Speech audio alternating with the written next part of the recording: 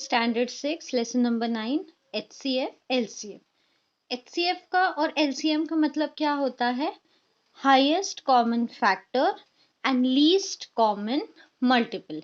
तो पहले हम देखेंगे हाईएस्ट कॉमन फैक्टर और हाईएस्ट कॉमन फैक्टर के पहले हम देखेंगे कॉमन फैक्टर। अब फैक्टर्स क्या होते हैं? फैक्टर्स होते हैं कि जो भी नंबर आपको दिया गया है ये कौन से टेबल में आते हैं। ओके, जो भी टेबल में ये आएंगे वो टेबल वो नंबर्स इन नंबर्स के फैक्टर होंगे। तो हम ये देखेंगे प्रैक्टिस सेट 23 में। Practice set 23, write all the factors of the numbers given and list their common factor। तो यहाँ पे जो नंबर दिए गए हैं इसे हमें फैक्टर्स लिखने हैं और उनके कॉमन फैक्टर लिखने हैं। तो फैक्टर्स जैसे मैंने आपको बोला कि वो नंबर्स हमें ऐसे नंबर्स लेने हैं जिसमें 12 आता हो। तो सबसे पहले 1 के टेबल में 12 आता है, फिर 2 के टेबल में, 3 के टेबल में, 4, 5 के टेबल में नहीं आता है, 6 के टेबल में, 7, 8, 9, 10, 11 के टेबल में नहीं आता है, 12 के खुद के टेबल में। तो ये हो गए 12 के फैक्टर्स। ओके, फैक्टर्स मतलब जिन टेबल्स में ये नंबर आते हैं। अब 16 कौन से टेबल में आएगा? 1, 2, 4, 8 एंड 16 खुद के। अब ये हो गए 12 और 16 के फैक्टर। अब हमें देखने हैं कॉमन फैक्टर्स ऑफ 12 एंड 16। तो कॉमन क्या है दोनों में? 1 है, उसके बाद में 2 है और उसके बाद में 4 है। तो ये हो गए कॉमन फैक्टर्स। बस यही करना है आपको। अब नेक्स्ट है 21 एंड 24। तो 21 के फैक्टर्स क्या है? मीन्स 21 किस टेबल में आता है? 1 के, उसके बाद 3 के, 3 7 जा 21। बाकी 7 से लेकर 20 के टेबल में कहीं पर भी 21 नहीं आता है, सीधा आता है 21 खुद के टेबल में। अब 24 1 के टेबल में आता है, 2 के टेबल में आता है, कितने सा आता है वो? 12 सा। ओके, उसके बाद में 3 के टेबल में आता है 3 8 सा। उसके बाद में 4 के टेबल में आता है 6 सा।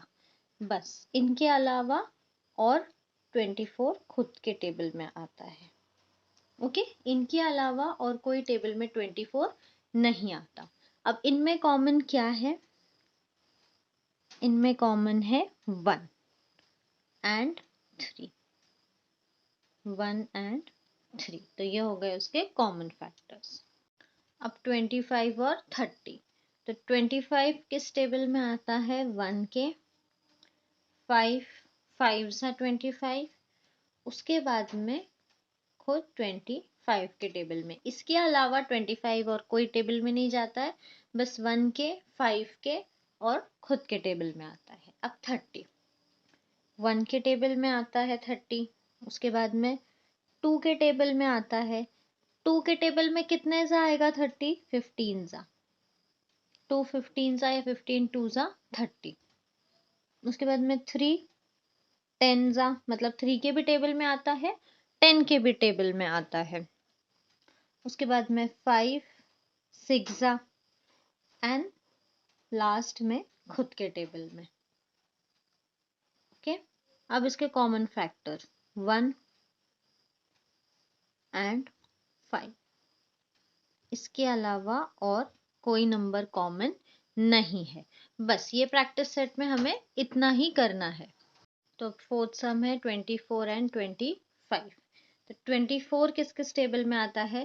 जैसे कि सेकंड सम में हमने 24 का सॉल्व किया है पूरा और थर्ड सम में 25 का है। ओके, तो 1 के टेबल में आता है, उसके बाद में 2 के टेबल में आता है 12 सा, 3 के टेबल में 8 सा, 4 के टेबल में 6 सा एंड 24 खुद के टेबल में। ओके, अब 25 1 5 और 25 के टेबल में। इसके अलावा और कोई टेबल में नहीं आता है। अब इसका कॉमन फैक्टर क्या हो गया है? 1।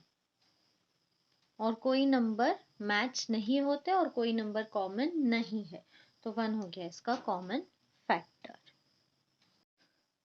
अब लास्ट सम है 56 एंड 72। तो अब ये बड़े नंबर है, वो जो टेबल्स थे, वो जो नंबर थे वो छोटे थे, वो 2 to 10 के बीच में थे, तो वो हमारे लिए काफी इजी थे।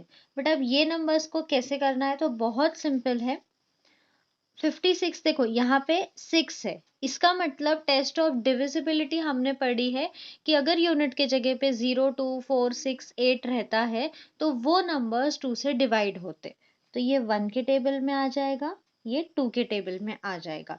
बट 2 के टेबल में कितने जा आएगा ये हमें देखना है। तो 2 2 जा 4, 1 2 8 जा 16, कितने जा 28 जा, तो 28 भी इसका फैक्टर हो गया, क्योंकि ये 28 के भी टेबल में आएगा, ये 2 के भी टेबल में आएगा। अब हमें देखना है कि 3 के टेबल में ये आएगा क्या। अगर इसका रिमाइंडर 0 आता है तो ही वो नंबर डिविजिबल होता है। 3 1 जा 3 2 6 26, तो 3 8 जा 24, तो इसका रिमाइंडर कितना आया 2। इसका मतलब ये 3 के टेबल से डिवाइड नहीं हो सकता, ये 3 से डिविजिबल नहीं है। उसके बाद देखेंगे हम 4 के टेबल से। 4 1 जा 4, 4 4 जा 16। तो देखो यहाँ पे आपको ना दो नंबर्स मिल जाते हैं, एक तो 4 भी मिल जाता है और अगर रिमाइंडर आपका 0 आ जाता है तो आपको दूसरा नंबर भी मिल जाता है, तो ये 4 के टेबल में जाता है 14 सा। ओके, उसके बाद में 5 के टेबल में तो ये नहीं जाएगा, 6 के टेबल में भी ये नहीं जाएगा, क्योंकि 6 का टेबल 60 तक होता है, तो 60 के पहले तो 6 9 जा 54 हो जाता है, इसीलिए 56 नहीं जाता है। 7 के टेबल में 7 के टेबल में जाएगा ये 8 जा। ओके, इसके अलावा आएगा 56 खुद के टेबल में, और कोई टेबल में 56 नहीं आता है। 72 का भी सेम हमें करना है 1। उसके बाद में 2 के टेबल में 2 3 जा 6, 2 4 जा 12, तो देखो ये 2 के टेबल में जाएगा कितने जा 34 जा। ओके, अब देखना है 3 के टेबल से हमें 72 को, तो 3 2 जा 6, 3 4 जा 12, तो 3 के टेबल में और 24 के टेबल में, तो 3 24 सा। उसके बाद में 4 के टेबल में देखेंगे हम, 4 1 जा 4, 3 2, 4 8 जा 32, तो 4 के टेबल में 18 जा। अब 5 के टेबल में 72 नहीं जाएगा, तो हम देखेंगे अभी 6 के टेबल में। 6 1 जा 6, 6 2 जा 12, तो 6 के टेबल में ये आएगा 12 सा। ओके, अब देखो 6 के टेबल हो गया, 7 के टेबल में नहीं आएगा।